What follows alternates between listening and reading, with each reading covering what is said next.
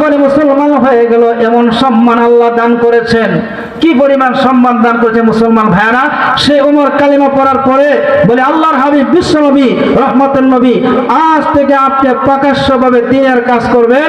তখন থেকে প্রকাশ্য আযান, একামত, দ্বীনের প্রচারে কাজ শুরু হয়ে গেছে। জোরে বলেন সুবহানাল্লাহ। সেই বাহাদুরের প্রয়োজন হয়েছে। সে ওমরকে আল্লাহ সম্মান দিলেন, কি পরিমাণ সম্মান দিলেন মুসলমান ভাইরা। অর্ধ পৃথিবীর বাদশা আল্লাহ পাক বানাই দিয়েছেন। জোরে বলেন সুবহানাল্লাহ। মুসলমান ভাইরা আমার, সে ওমর নিজে বলেন, আমি যখন মুসলমান ছিলাম না, আমি যখন কোরআনের কাছে আসি নাই, আমার কি অবস্থা ছিল দেখেন। ওমর নিজে বর্ণনা করেন, আমার আব্বা যখন আমাকে মাঠে গরু ছাগল রাখার জন্য পাঠাইতো, আমাকে জিজ্ঞাসা করে, ওমর আজকে কটা গরু ছাগল চড়াইছো? ওমর বলে, আমি গোনা সংখ্যা জানতাম না, অত্যন্ত নির্ভর ছিলাম। এই মাঠের ময়দানে আমি গরু ছাগল রাখাল ছিলাম। আজকে তো আমি রাখাল নয়, আমিরুল মুমিনিন, মুসলমানের বাদশা বানায়া দিয়েছেন, মুসলমানদের খলিফা প্রতিনিধি বানায়া দিয়েছেন। শুধু সাধারণ একটা এরিয়া নয়, আল্লাহ রাব্বুল আলামিন ওমরকে অর্ধ পৃথিবীর বাদশা বানায়া দিয়েছেন। মুসলমান ভাইরা, একটা মানুষ যখন অর্ধ পৃথিবীর বাদশা হয়, তার একটা বাপ সাহেব আছে কি নাই? বর্তমান যুগে যদি একজন মেম্বার হয়, তার বাপ মনে হয় মন্ত্রী হয়ে গেছে, ঠিক কিনা আমার ভাইরা? সে ওমরকে অর্ধ পৃথিবীর বাদশা আল্লাহ পাক বানাইছেন। এই সম্মান কেন দিয়েছেন? কোরআনের কারণে, কোরআনের কাছে আসার কারণে, ঠিক কিনা? আজকে যারা এই মাহফিলে ভিতরে আসবে, আল্লাহ পাক তাদের সম্মান বাড়ায় দিবেন। বাড়াবেন কিনা? আল্লাহ নিজে বলছেন, মানুষ তুমি এত সম্মান ইজ্জত তোমাকে দিলাম, তুমি বুঝো না। তোমার সম্মান এই পৃথিবীতে যত মাখলুক আছে, সবচেয়ে তোমার সম্মান ইজ্জত আল্লাহ পাক বাড়ায় দিলাম। যদি বলেন সুবহানাল্লাহ। আমার কথা আল্লাহ নিজে বলছেন, লাহু মুআকিবাতুম মিন বাইনি ইয়াদাইহি ওয়া মিন খালফিহি ওয়া ইয়াহফাযুনাহু মিন আমরিল্লাহ।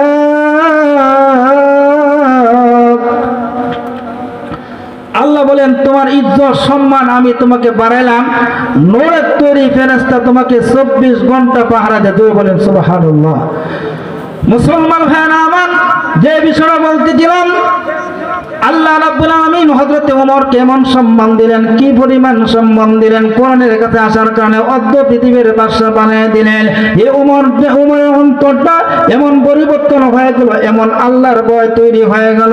আজকে যদি একজন চেয়ারম্যান হয়, এই একটা এলাকার যদি এমপি হয়, তার দুনিয়ার লোভ আছে কিনা? এমপি সাহেবের আগে যদি একটা বাসা থাকে, এমপি হওয়ার পরে 10টা বাসা যেরকম, ঠিক কিনা? মাঝে মাঝে টাকা পয়সা বাহিরও পাচার হয়।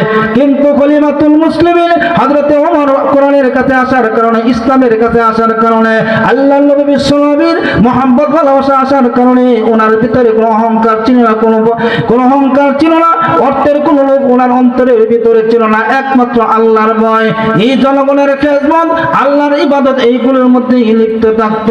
ওই সময় মক্কার লোকেরা বলে, ওমরকে পরীক্ষা করার জন্য ওমরের ভিতরে কি পরিমাণ আল্লাহর ভয় আসলো।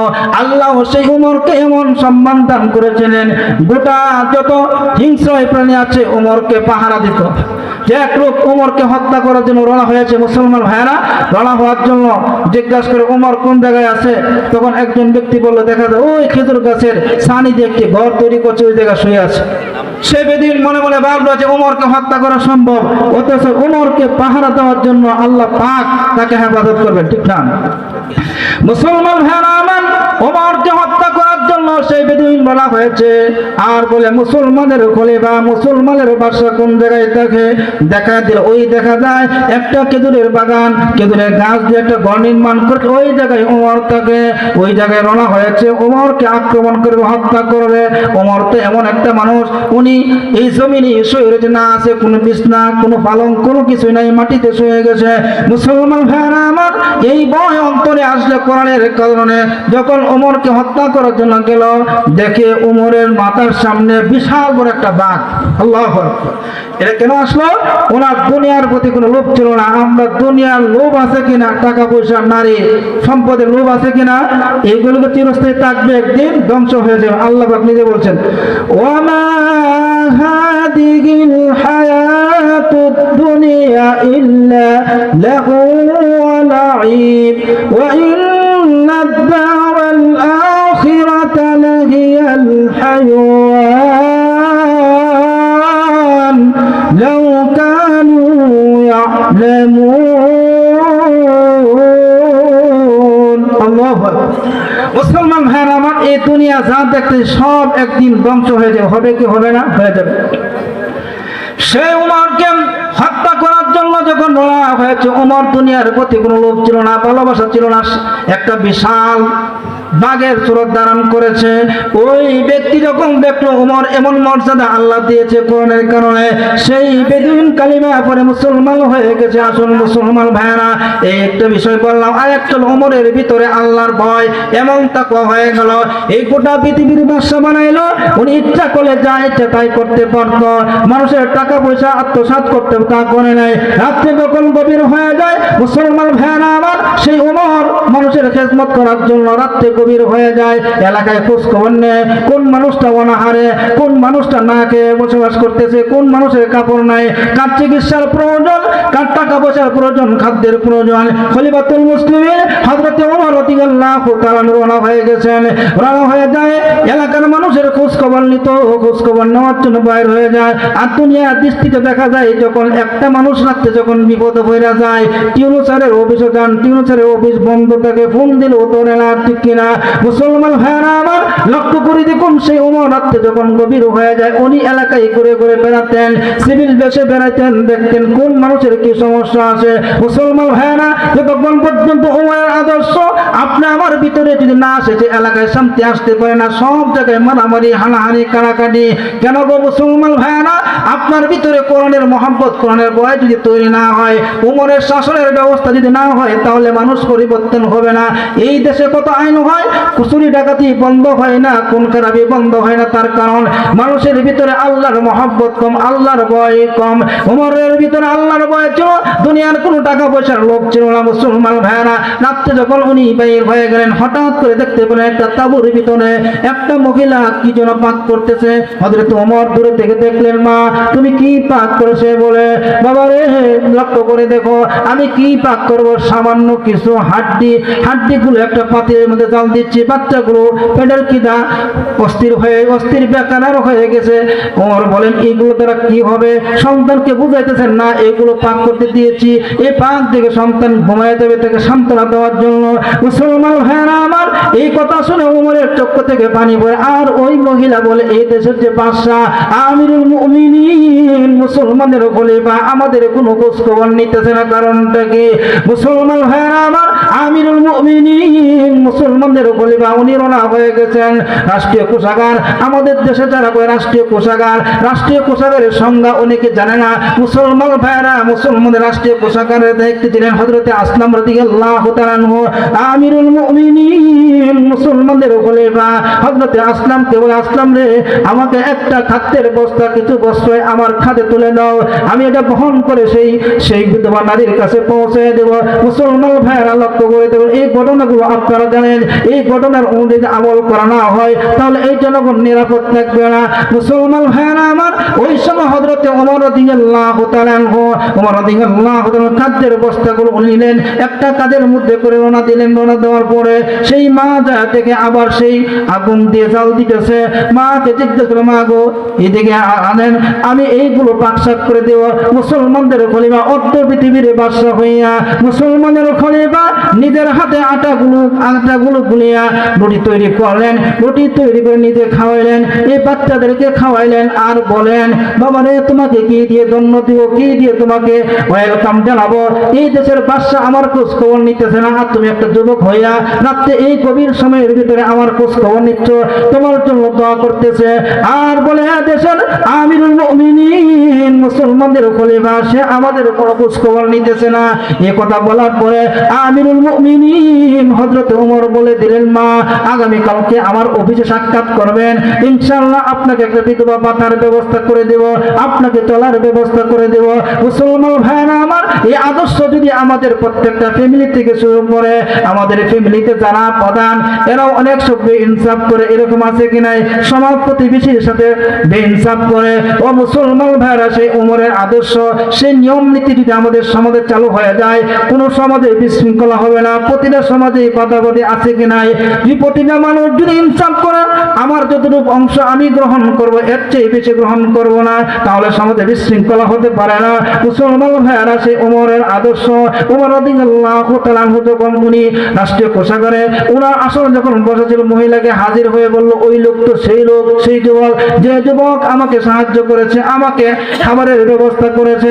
মুসলমান ভাইরা আমার, সেই মহিলা উমরকে থেকে আশ্চর্য হয়ে গেল, হায় রে, মুসলমানের খলিফা এমন আদর্শ, এমন সুন্দর ব্যবহার করেছে। মুসলমান ভাইরা আমার, ওই সময় মহিলা লজ্জিত হয়ে বলেন, আমিরুল মুমিনিন, আপনাকে আমি চিনতে পারি না, আপনি মুসলমানদের খলিফা, আজকে আমাদের যে ব্যবস্থা করে দিয়েছেন, এতে সেই মহিলা অত্যন্ত খুশি হয়েছে। এজন্য আমার ভাইরা, একটা বিধবা নারী যদি একটা সহযোগিতা করে দিতে পারেন, একটা কার্ডের ব্যবস্থা করে দিতে পারেন, আপনার আমলনামা আল্লাহ পাক সাবধান করবে। এমন হইতে পারে কালকে কিয়ামতের মাঠে আপনার জিন্দেগীর গুনাহ মাফ করে দিতে পারে। পারে কি পারে না? সে অসহায় নাই। মুসলমান ভাইরা, এইভাবে উমরের অসংখ্য অগণিত ঘটনা আছে যে উমরের পরিবর্তন হয়েছে কোরআনের কারণে।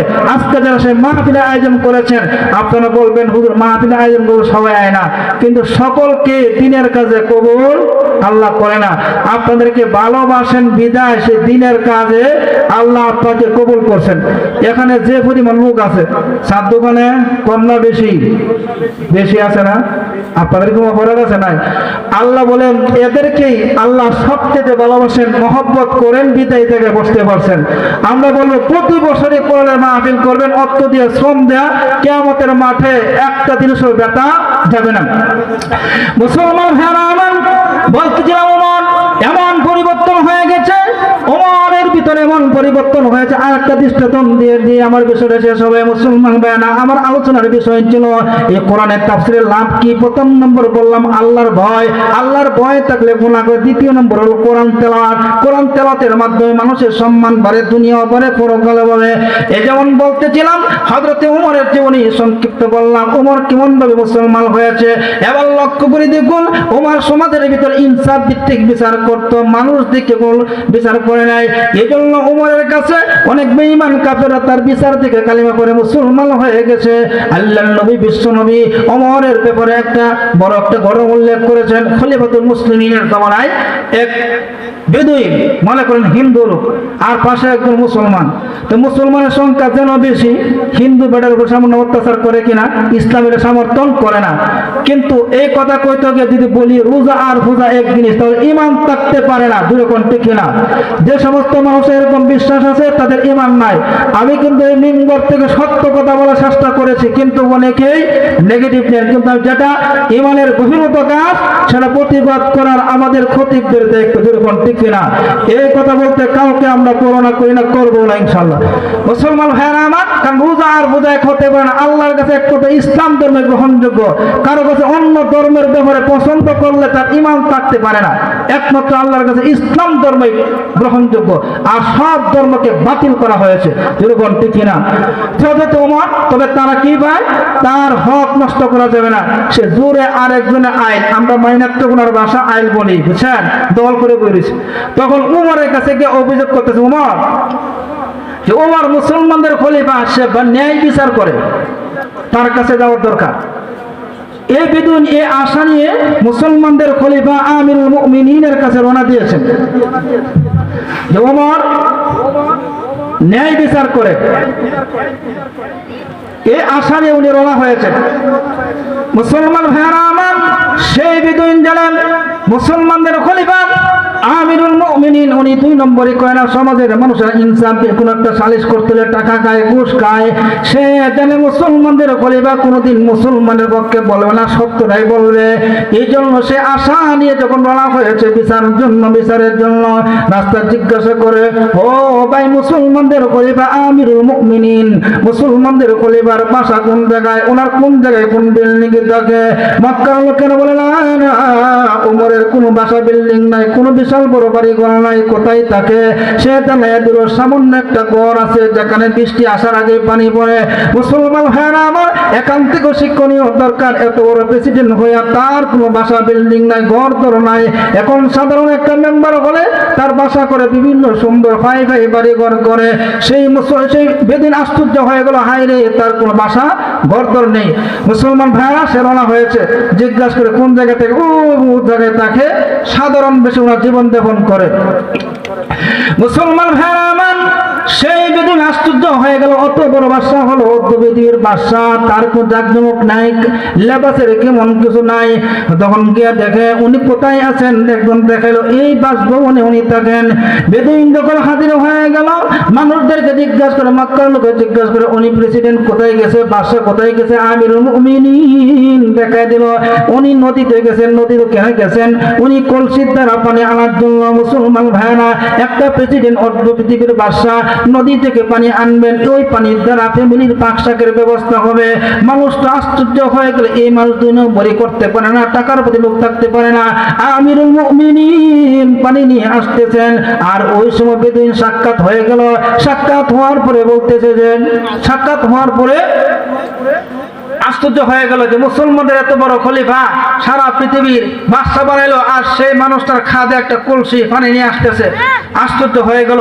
উনি ভাবলো অনেক পেঁয়াজ থাকবে, হ্যাঁ, অনেক লোক থাকবে, কোনো কিছুই নাই। তখন উনি একটা কেস অভিযোগ করবে। মুসলমান ভাইরা আমার, সে সালাম দেওয়ার বলে আমিরুল মুমিনিন, মুসলমানদের খলিফা। সালাম দেওয়ার পরে জিজ্ঞাসা করে, আমার একটা অভিযোগ আছে। সে বলে, আপনি বলেন। খাত থেকে কলসিটা হাঁটুর মধ্যে রাখলো। এখন এই অবস্থা কি একটা অভিযোগ করা যায়? উনি বলেন, না না না, এই অবস্থা তো অভিযোগ শোনা যাবে না, শুনতে পারবেন না। কলসিটা জমিনে রাখেন, আপনার সঙ্গে আমার আলাপ আছে, একটা অভিযোগ আছে। আমিরুল মুমিনিন সে বেদুইনকে জানায় দিল, শোনো, তুমি তো জানো না আমি আমিরুল মুমিনিন, আল্লাহ আমাকে অর্ধ পৃথিবীর বাদশা বানাইলেন, আল্লাহ তো বিশাল ক্ষমতা দান করেছেন।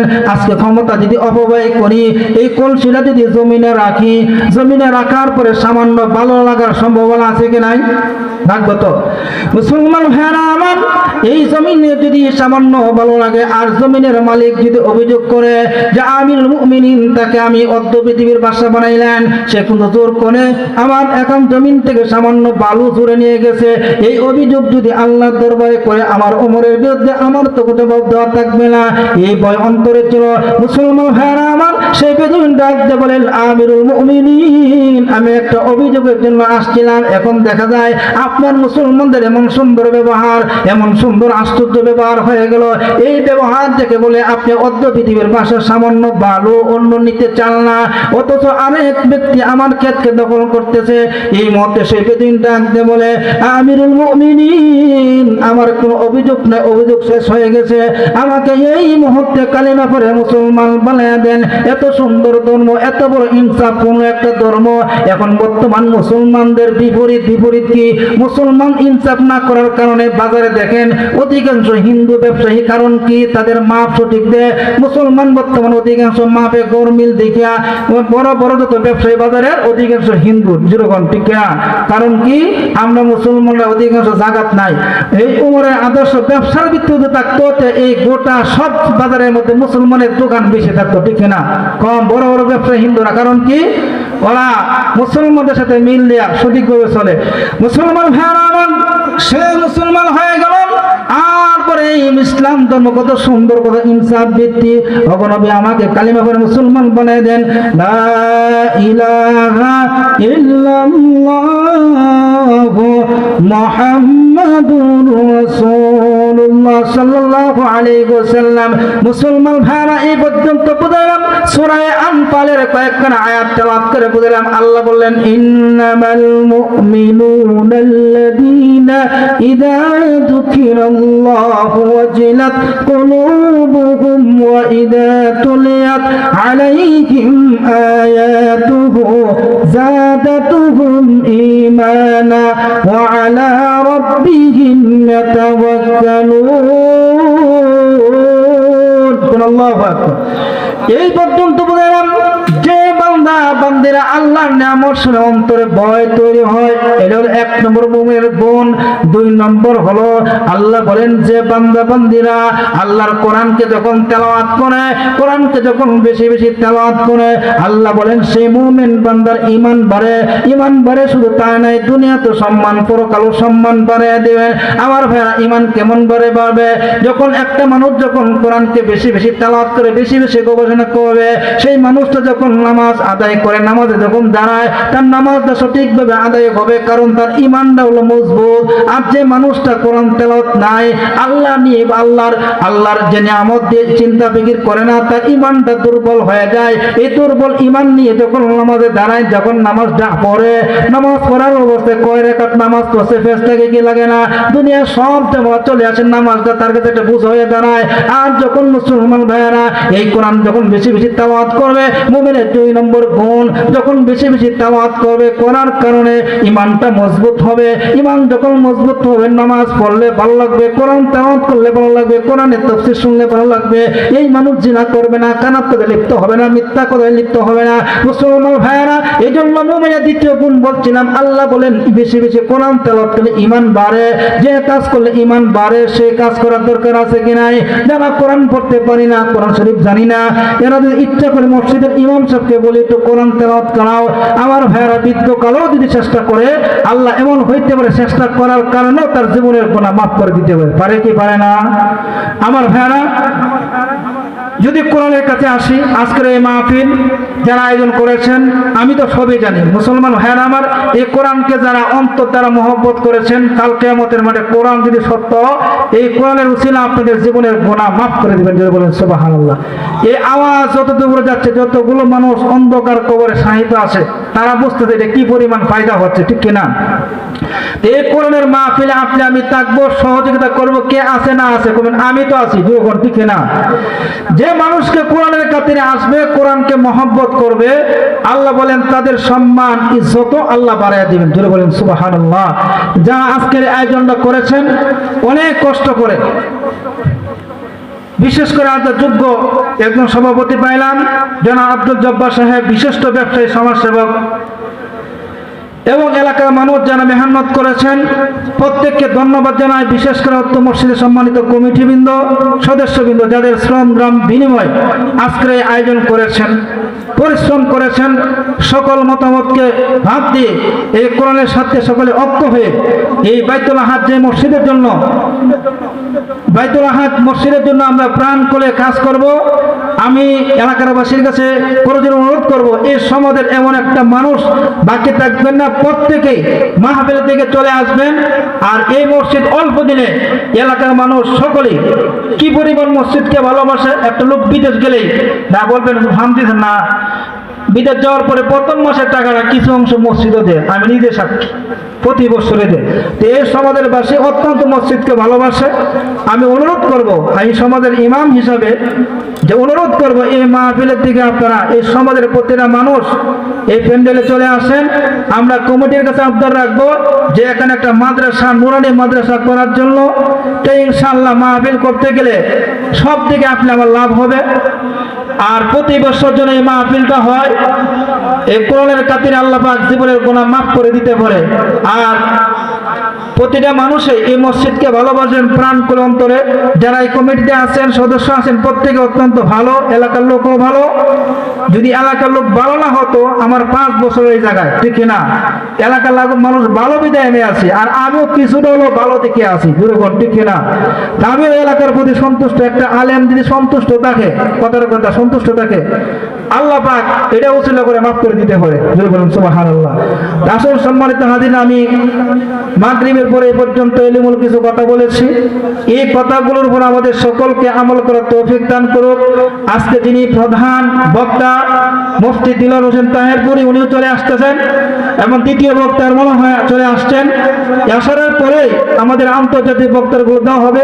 আমি আপনাদের এই মসজিদের ইমাম এবং খতিব, শুধু কিছু আলোচনা করলাম এই জন্য, যেহেতু মসজিদের আমি ইমাম, যা আলোচনা করলাম এগুলোর উপর আমল করার তৌফিক দান করুক। সবাই বলেন আমিন। আসসালামু আলাইকুম ওয়া রাহমাতুল্লাহি ওয়া বারাকাতুহু।